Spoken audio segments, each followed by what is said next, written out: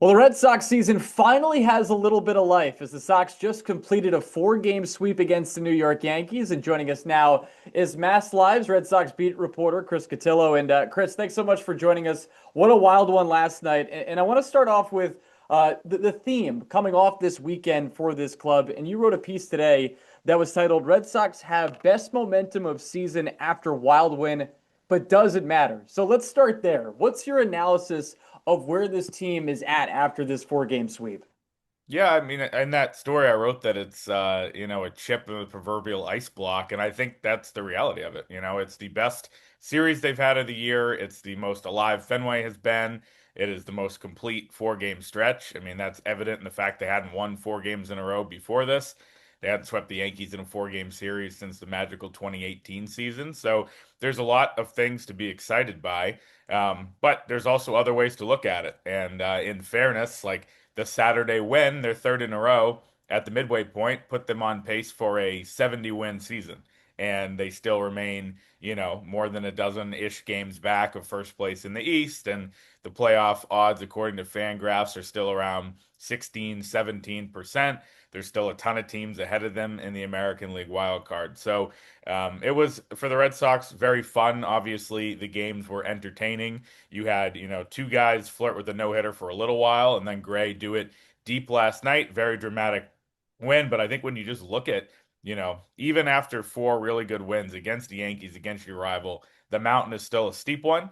And it, creates more of an interesting conversation heading into, the All-Star break in 2 weeks and then eventually the trade deadline. And I think one thing you look at where they're at, 36 and 46, and to your point, still 10 games under 500, even after this sweep against the Yankees. They do have a pretty favorable schedule here for the rest of the Yep. first half. You think about the Nats coming in, they're above 500, but they don't pitch all that well. They do hit, but after that, you're taking on the Angels, then the White Sox, who are having a nice season, but not exactly world beaters, and then you close it out with the Mets, who've already fired their manager. What hmm do you think about this rest of the first half schedule that the Red Sox have that could maybe set themselves up in a pretty good spot heading into the All-Star break? Yeah, I mean, I think they just can't allow the air to be taken out of the balloon over the next 3 days. Washington is better than anybody would have anticipated. But I think if you looked at the two rosters, you'd say the Red Sox are more talented on the pitching side. It's not even close, but probably overall with Paul Taboni starting that rebuild and the way the rotation has been going, 11 straight quality starts. It's kind of a strength versus strength series, right? In that way, with Washington being able to hit. So you have to win that series in whatever form, a team you're probably on paper better than, but have a worse record to win two out of three and come away from this homestand. 6-1 would be great. And then the road trip to me, yeah, the opponents aren't great, but it's a tough one. Obviously, they just had that Seattle-Denver trip. This is kind of a tour of America around the 4th of July where they go to LA for 3 days, Anaheim, have an off day, go to Chicago for three, and then New York for three before the break. So it's a lot of travel. It's 10 or 11 days on the road because there's a couple off days baked in, then the break. Sometimes you see guys, just kind of try to play out the string and get home for a few days. But if they, go 5-4, 6-3 on that trip, then they have made up a little bit of ground. It's just, I think, Joe, the big thing is for them are, do they win enough to delude themselves into buying at the deadline? I think that would be dangerous, and they have to have a really honest, candid conversation with themselves around, July 20th, July 25th. And I think that is where it gets a little bit tricky because if your playoff odds are at 28%, but you have some momentum, like, do you buy? I wouldn't, but easier said than done when, jobs are on the line and things like that. Let's talk about the buy sell conversation here for a moment. What have you heard around the team, and maybe how did this weekend change anything as it's related to that? Yeah, I mean, I think it was very, very clear that they were leaning very heavily sell. Our Sean McAdam yesterday had a report that they had kind of put their search for a big bat on hold, and that, we were talking to scouts and other executives this week who had said he had heard nothing, or they have heard nothing about buying, and it really was teams were trying to figure out, okay, Chapman's probably available and Gray, but who else, and kind of go from there. I don't think that has changed dramatically with this four-game sweep, just because the odds are what they are. There are still 10 games back or 10 games below 500, all that stuff.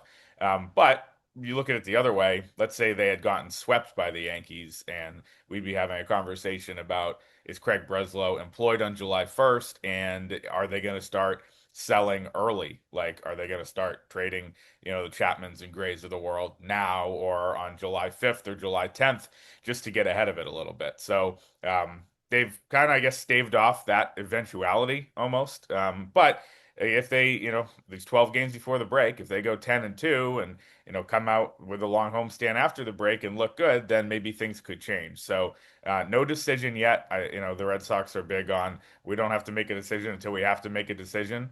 The last few years, they have not made, under Craig Breslow, preemptive strikes on the trade market. They've made a lot of deals on deadline day, as we saw, or the day before with Matz and May, as bad as those deals were last year. So I'd expect them to, give themselves the opportunity to get right. You mix that with some of the injured guys potentially coming back, that would be the formula. But again, a really long way to go because of how bad it was in the first half.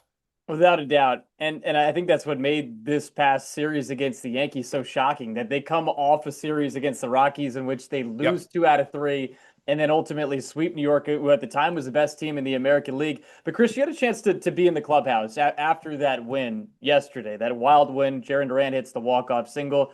You know, what you saw in some of the quotes was a little bit of optimism in this group. I think they understand where they're at, but there might be a little bit of belief in there. What was your takeaway just talking to some of the guys after that win last night?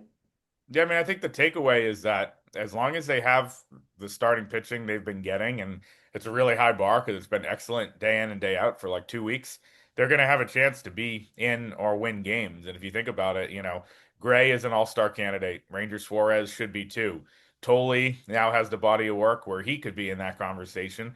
Early was the brightest spot of April and May for this team, and Bennett has come up, and the second time and been excellent, right? And so there's no, with the way they've been going, and obviously guys are going to have blips. There's no, pocket in that starting five where you feel like you don't have a pretty good chance to get a really good start and win a game. And I think, for any team, that's a really good feeling. And it's crazy that's the case with, the top three starters from last year's team, not part of it. Crochet obviously hurt. Bayo in AAA, Giolito's in San Diego. Those were the guys you were going into the playoffs with last year before Giolito got hurt. So I think if there's optimism, it's that is the way that they've been winning games and living.